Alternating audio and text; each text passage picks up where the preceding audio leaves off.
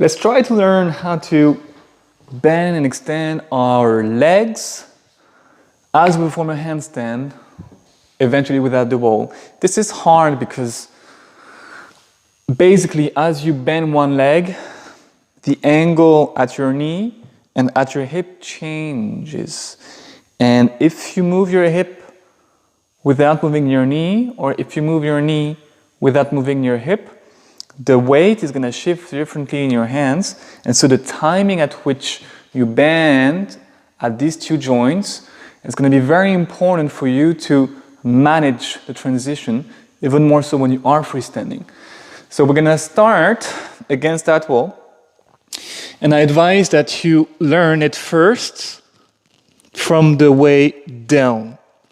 So from the top position to the bottom position. What you want to understand is that more likely than not, you either are going to flex your hips too soon, which is going to take you this way, or, and that's even more common, too late, and that's going to take you this way.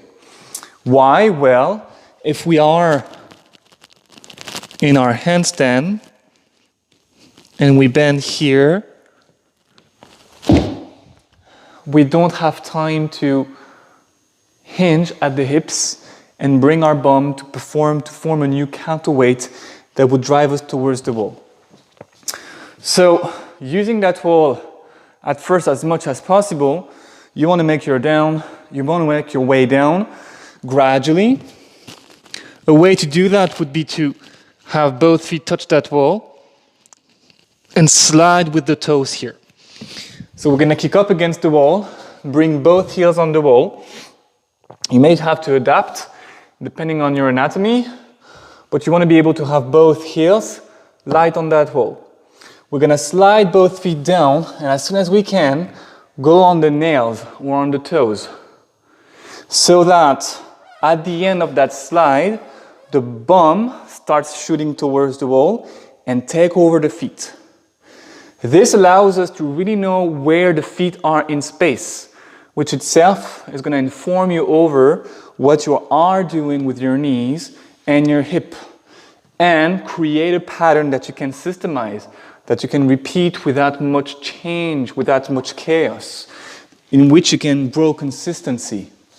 So again, we kick up,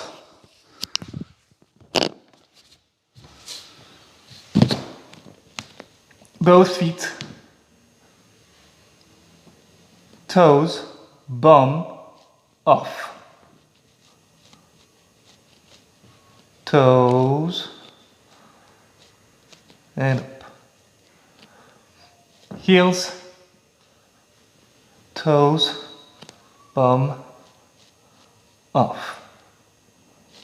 Important is that you slide your toes very gently with the same pressure from the beginning to the end. We're not trying so much yet to be off the wall and using the wall here and there to rebalance. We're consistently against the wall, but very lightly against it. And once you can do that consistently, doing it without the wall will become very easy.